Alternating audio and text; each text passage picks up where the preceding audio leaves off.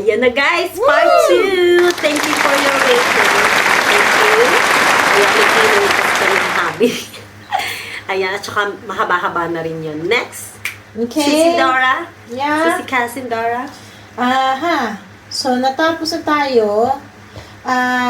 Yung anong feeling, kay Ate Elmera. So, ito kay Ate G. Calderon. I-mention ko lang, pero parang same lang ito yung nakaraang questions. Is, hello Sisi Ganda, pwede ask ko kung paano kayo nagkakilala, when and where? When at where? Thank you para sa kayo ninyo magjowa. So, her question is just the same with the previous questions. Yeah. Like, how did you guys How did you meet? guys meet? And, yeah, when and where. Pero yun na nga po, they met through Tinder. So, Tinder lang ang sakalam. Tinder lang guys. When? 2015. Where? In Saudi Arabia po. So, Saudi na. Char. So, next question po tayo kay Miss John Oli Janli Enko. Shout out po, Sis John. Jan. Sis ba yan? Sis. Hi, Sis John Oli. Ang question niya is, Hi Ma'am Ganda, if mag-Q&A kayo ni hubby nyo, ito po ang question ko. Ano po ang sikreto ng masayang pagsasama? I think na-answer na din. Na-question na din. No, nasagot na. It's okay, we can answer again. So, it's Sige. like, secret of happy, Happy relationship. relationship. Yeah. Just always be, happy. Mm-hmm. And communicate, proper communication, and effort and time. Mm-hmm. That's it. Because lahat yan, guys. And also, always, I'll go out of town, travel, di ba? Maybe, no? Mm-hmm. Because, syempre, pag nagta-travel kayo, di ba, ang saya-saya, parang nafe-feel nyo lalo yung parang dun nyo pa makikita ko ano bang may bago ba kay hubby or may bago ba sa akin. Yung ganun, guys. So, Taking kailangan, interest in each other's activities. yeah. Like this, There it is. ang talino mo talaga. So, katulad yan, o, di ba, talagang give and take, pero siya yung more on give. Kasi parang, syempre, alam niyo naman si Isadora, ang dami kong gustong gawin sa buhay. So, yun.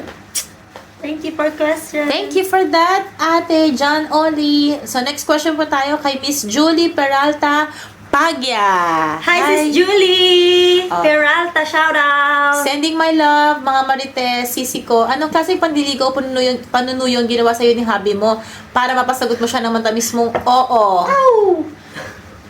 So, translate mo daw, babe? So, what kind of courtship did you do? Or did you ever court Kat? So, you can like get her I say sweetest yes. Yeah, sweetest yes. For the proposal. Proposal. And No, yeah, all, in all, everything like darling. being, I mean, for all. Yeah, just Yeah, I think for the proposal, for marrying you, and that's it. messaging and talking, just taking an interest in everything. Yeah, and he accept that the culture differences. Mm-hmm. That I like to have like this, and then this is really me, and then we really talk about everything before he realized, I think, that okay, I think this is the woman that I want to marry. Yeah, Nothing new. you knew, baby. How did you know? You keep asking that. Because I forgot. What, since yesterday? So you tell na lang, so they will know. No. Between us, okay? That's between us. Okay, dahil secret na daw yun. Okay. Thank you for that question, Ate Julie. Little bit, darling. Ay, nako. Camera shy po ang ating habibi. So, next question po tayo. When did you feel most loved? By, like you answer. I mean, I think this is like a general questions to both of them, ano? When did you feel most loved? By hubby and by wifey?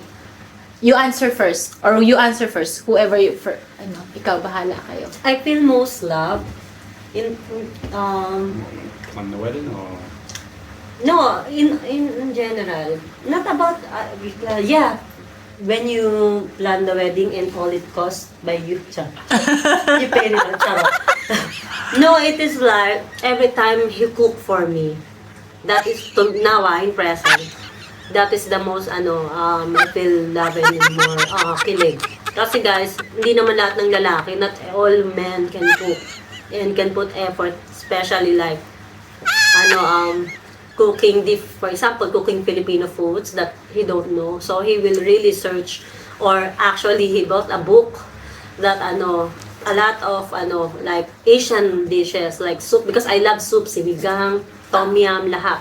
So he managed to do it for me. So that's really my top one talaga. What about you, darling? Yung pala yung book ko.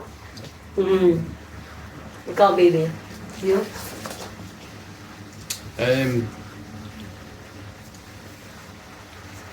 All the time, life.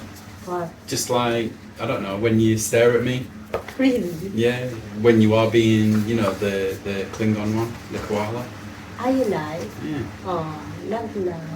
And then, yeah, when you cook as well. Yeah, 'Cause you're a that's... great cook. Am I? Happy. Thank you for that compliment. And Good, ay maiyak pa ako. nagging me as well. Because you love me. Yeah. The distance part. Have you eaten today? Have you had breakfast? Have you had enough fluids? It's okay. Okay. Oh, alam nyo na guys ha. Oh, reminder lang ang sakalam. Always remind your partners. Because maybe alam nila yon pangit, pero treasure din naman nila yon. Okay? Next question. What personality traits do you think is the most, or you think the most you admire about him or her? Yeah? Yun ba What is the tayo most, personality? Personality traits that you admire about him and you admire about her. Pasensyoso. Lots of patience from my husband. That is the number